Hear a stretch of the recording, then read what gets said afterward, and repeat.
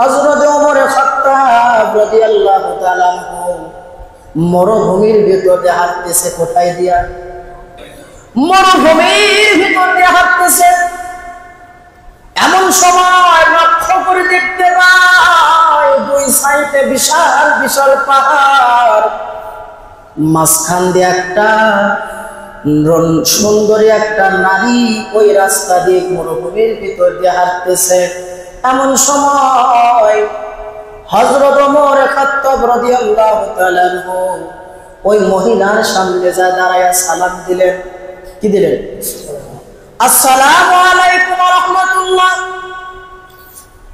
সঙ্গে সঙ্গে নারী সালামের জবাব দিয়ে ওয়া আলাইকুম আসসালাম।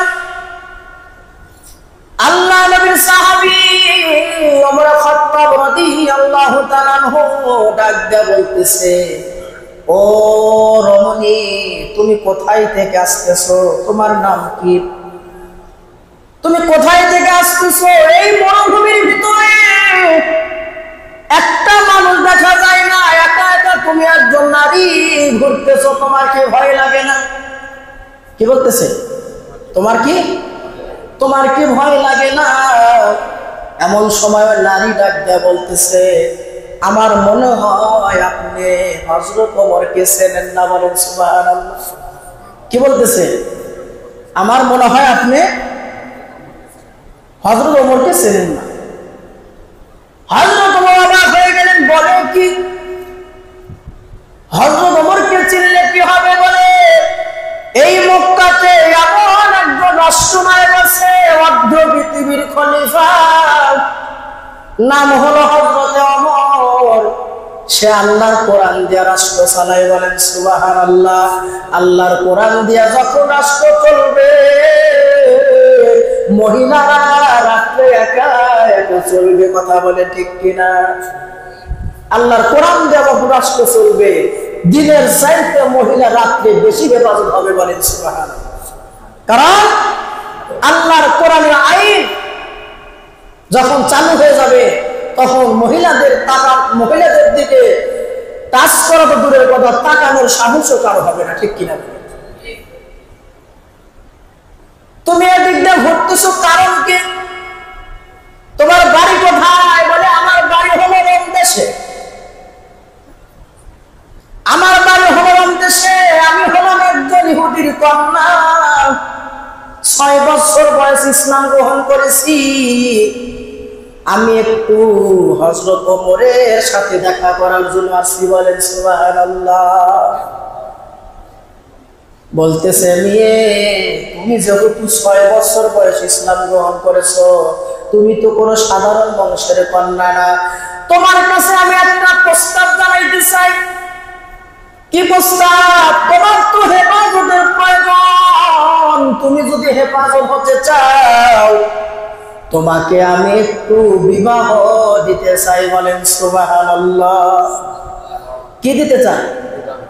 একটা নারী হেফাজতের জন্য এলাকার ভিতর যদি কোনো বিবাহের উপযুক্ত কোনো কন্যা থাকে, এলাকার মানুষের প্রয়োজন হলো ওই মেয়েকে তাড়াতাড়ি বিবাহ দিয়ে দেওয়া। ঠিক কিনা বলে? এটা ইসলামের আইন। আমি হলাম হযরত ওমর ফারুক রাদিয়াল্লাহু তাআলা আনহু। বলেন সুবহানাল্লাহ। মেয়ে বলতেছে, আমার মনের আশা পূর্ণ হয়ে গেছে। আপনার মতো একজন মহামানবের সাথে দেখা হয়ে গেল।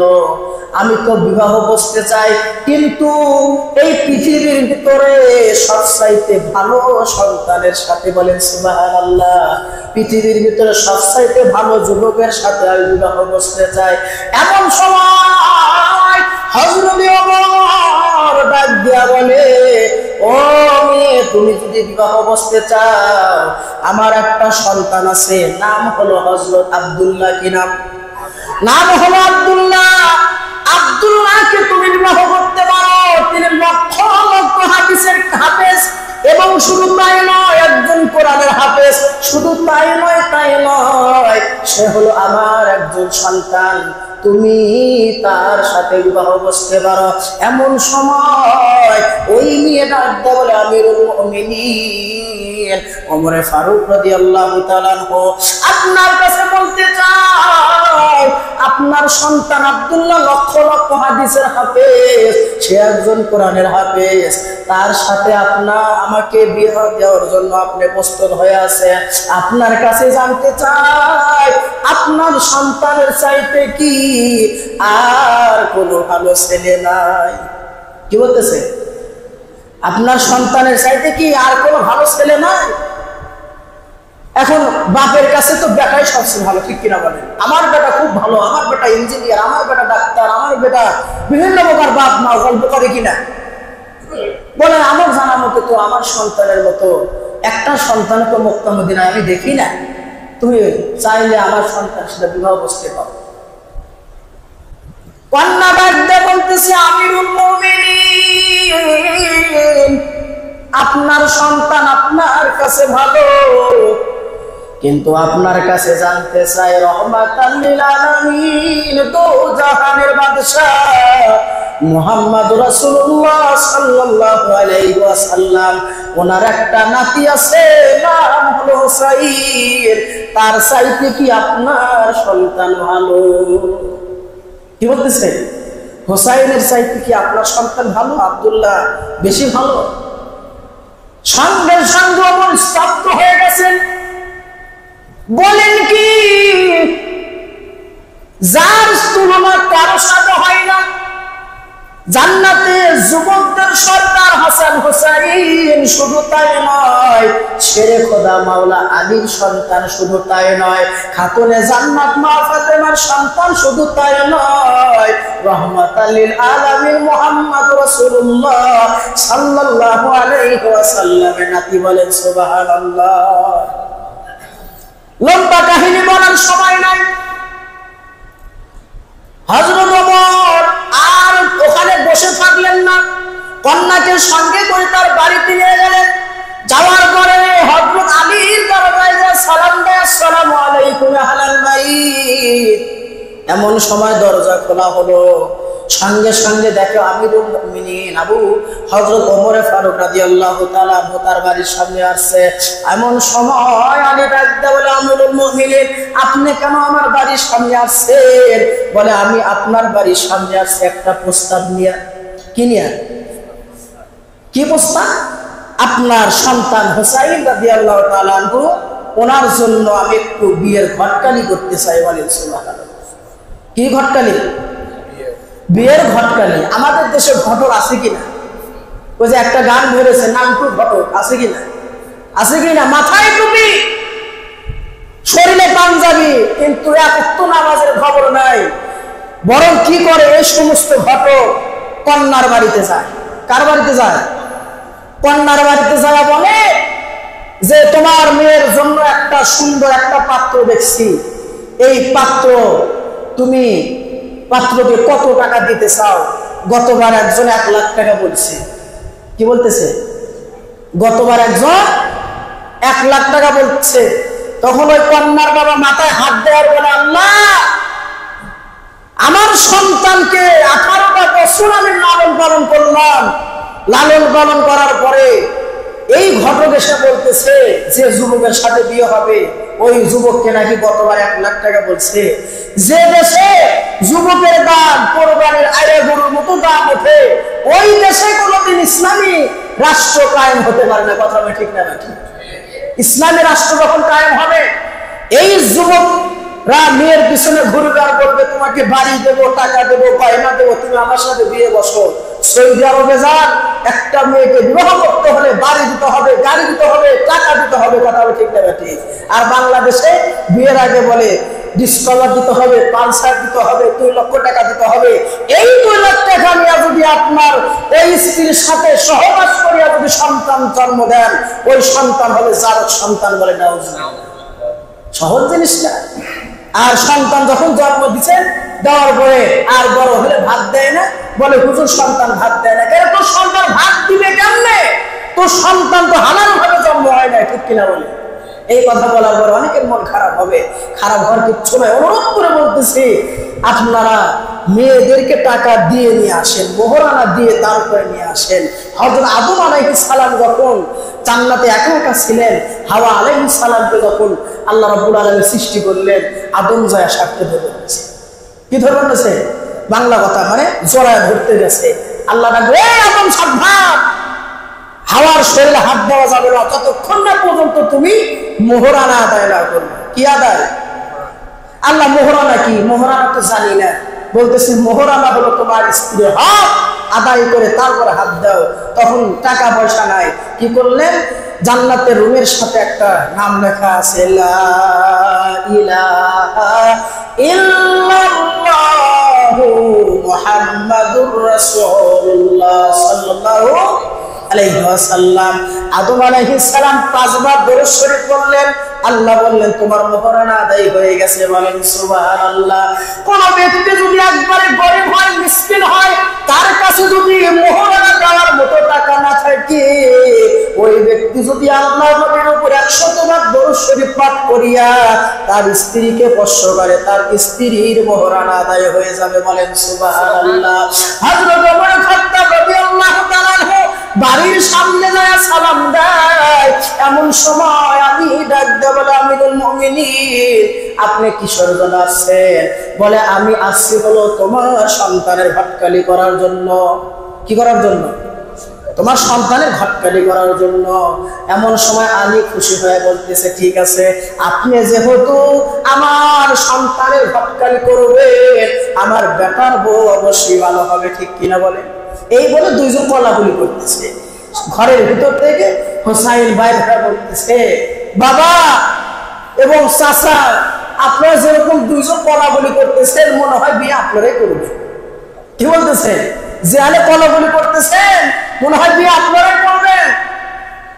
আমিরুল মুমিনিন ওমর ফারুক রাদিয়াল্লাহু তাআলা আনহুর মাথা গরম হয়ে গেছে, সবগুলো লাল টকটক হয়ে গেছে। বলতেছে যে, এই সন্তান, তুমি বলতেছো কি? তুমি তো এগুলো বলা যাবে না, আমি তোমার বিয়ের ঘটকালি করব, তুমি কি বিয়ে করতে রাজি আছো? এমন সময় বলতেছে, হ্যাঁ অবশ্যই বিয়ে করতে রাজি আছি, কিন্তু আমি কখনো বিয়ে করব? আমি একদিন আমার নানার বাড়িতে গেলাম, যাওয়ার পরে দরজার ভিতরে টক টক শব্দ করি। এমন সময় আমার নানা বলতেছে, হে ওসাই, ডিস্টার্ব করো না, আমি এখন জান্নাতে বিশ্রাম করতেছি। বলে সুবহানাল্লাহ। হযরত হোসাইন বলতেছে, নানার ভাঙ্গা ঘরে আবার জান্নাত আসলো কোথায় থেকে? আমি জানালা দিয়ে লক্ষ্য করে দেখি, আমার নানা আমার নানির ওরার উপরে মাথা দিয়া ঘুম পাড়তেছে এবং বিশ্রাম করতেছে। আমার নানি আমার নানার মাথাটা সুন্দর করে মাসাজ করে দিতেছে। আমি ডাক দিয়ে বললাম, নানা, ভাঙ্গা ঘরে শুয়ে তুমি বলতেছো আমি জান্নাতে বিশ্রাম করতেছি?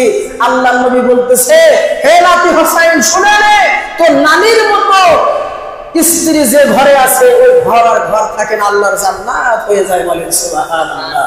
সেই জন্য এমন স্ত্রীকে আপনারা গড়াইতে হবে। একটা মানুষ, একটা স্বামী জাহান্নামে হওয়ার পিছনে সবচাইতে বড় অবদান থাকবে তার হলো স্ত্রী। কারণ স্ত্রী যদি আপনার কথা মতো চলাফেরা না করে, তাহলে কি হবে? হবে না। স্ত্রীকে আপনার কন্ট্রোল করতে হবে। হযরত ওমর ফারুক রাদিয়াল্লাহু তাআলা বললেন, ঠিক আছে, তোমাকে আমি বিয়ে দেব, তুমি কি চাও? বলতেছে, আমার তো চাওয়ার কিছু নাই, কিন্তু কন্যার কাছে আমার 3টা প্রশ্ন আছে। কয়টা প্রশ্ন? লম্বা কাহিনী, সংক্ষিপ্ত 5টা মিনিট সময়। কয়টা প্রশ্ন? 3টা প্রশ্ন। কি প্রশ্ন করবা? বলতেছে, আমি যাকে প্রশ্ন করব, যে আমি আমার সাথে বিয়ে বসতে চাই, তাকে শুধু প্রশ্ন।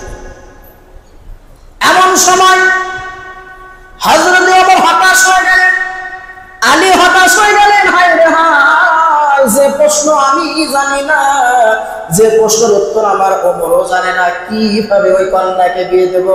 আমার ঘটকালি মনে হয় আল্লাহ কবুল করবে না। এই কথা বলিয়া হযরত ওমর ফারুক রাদিয়াল্লাহু তাআলা ওই কন্যার কাছে যা বলে, ও কন্যা, তুমি আমার আব্দুল্লাহকে বিয়ে করো, তোমার কপালে হোসাইনকে নাই। এমন সময় বলে, কেন আমার কপালে হোসাইন নাই? বলে, হোসাইন 3টা প্রশ্ন করতে চাইছে, এই 3টা প্রশ্নের উত্তর যদি তুমি দিতে পারো, তাহলে তোমাকে বিয়ে করবে, তাছাড়া বিয়ে করবে না। এমন সময় কন্যা ডাক দিয়ে বলে, আমি উত্তর দিতে রাজি আছি, কারণ হোসাইনকে আমি বিয়ে করব। যখন আমি হোসাইন আমাকে প্রশ্ন করবে, তখন আমি উত্তর দেব না, আমার হয়ে আমার আল্লাহ উত্তর দিয়ে দেবে। বলেন সুবহানাল্লাহ। মুসলমান প্রধান প্রশ্ন করবেন। এমন সময় হোসাইনকে যখন আনা হলো, মেয়েটা পর্দার অন্তরে এবং ওই সন্তান পর্দার অন্তরে এবার কন্যাকে প্রশ্ন করা শুরু করবে। এমন সময় হযরতে ওমর ডাইনে বসা, হযরত আলী বামে বসা, মাঝখানে হোসাইন বসা। হোসাইন রাজা বলতেছে, ও কন্যা তোমার চিন্তার কিছু নাই, আমার বাবা এবং আমার চাচা দুইজন আমার দুই সাইডে দেহ নিয়ে বসে আছে ঠিকই, কিন্তু অন্তরে তোমার নাম জপতেছে। বলেন সুবহানাল্লাহ। অন্তরে কান্না, অন্তরে বলতেছে মেয়ে যেন 3টা প্রশ্নের উত্তর দিতে পারে। হে মেয়ে, তোমার কাছে আমার প্রথম নাম্বার প্রশ্ন, প্রথম নাম্বার তোমার কাছে আমার প্রথম নাম্বার প্রশ্ন, তুমি কি আমার মা ফাতেমা রাদিয়াল্লাহু তাআলা আনহাকে চেনো? ফাতেমা রাদিয়াল্লাহু তাআলা আনহাকে তুমি জানো? বলছিল তুমি আমার মা ফাতেমা রাদিয়াল্লাহু তাআলা আনহাকে তুমি কি জানো? সঙ্গে সঙ্গে কন্যা ডাকতে বলতেছে, ও হোসাইন, আমি আপনার মা হযরত ফাতেমা জোহরা রাদিয়াল্লাহু তাআলা আনহাকে আমি চিনি। বলেন সুবহানাল্লাহ। জানো এবং চেনো পার্থক্য আছে কিনা? হোসাইন বলল, আমার মাকে তুমি জানো, এবং কন্যা বলতেছে আমি আপনার মাকে চিনি। হযরত ওমর জিহ্বায় কামড় দিছে, আলীও জিহ্বায় কামড় দিছে, কারণ মা ফাতেমা তো আপনার আমার বউয়ের মতো পাড়া বেড়ানি ছিল না, ঠিক কিনা বলেন? আপনার বউ কেমন দেখা যায়, ওই দুর্লাগের মানুষ করবো আপনার বউ ছিল, ঠিক কিনা বলেন? অমুক করবো সেই দেখা যায় রে। কোন মানুষ যদি, পুরা গ্রামের মানুষ যদি বলে অমুক করবো সেই দেখা যায়, এখানে আমি লিখে দেবো আপনি জাহান্নামী, জাহান্নামী। কারণ আপনার বউকে কেন বাইরের মানুষ চলবে, ঠিক কিনা বলেন? রাগ করেন না, সংশোধন করার চেষ্টা করবেন মুসলমান। এমন সময় বলতেছে, কিভাবে তুমি আমাকে চেনো? বলতেছে, আমি যখন রোমের জেলখানায় বন্দী ছিলাম 6 বছর বয়সে, প্রতিদিন আমাকে 3টা করে চাবুকের বাড়ি মারতো। একদিন আমি আল্লাহর কাছে নারাজ হয়ে বললাম, আল্লাহ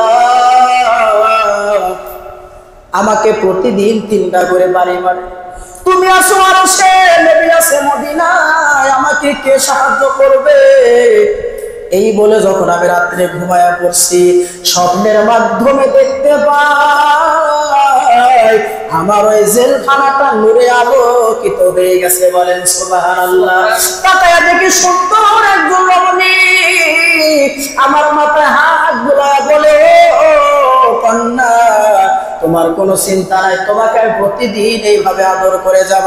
আমি ডাকদা বললাম, আপনি কি জান্নাতের হুরিনি?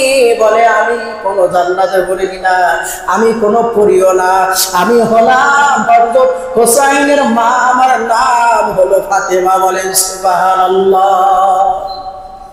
কিভাবে তুমি চলো?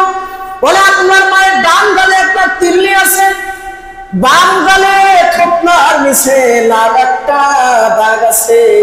এই কথা বলতে দেরি, সঙ্গে সঙ্গে আলী ডাক দেয়া বলে, ও মা, তুমি আর বলবা না, কারণ এখানে একজন পর পুরুষ আছে। বলেন সুবহানাল্লাহ।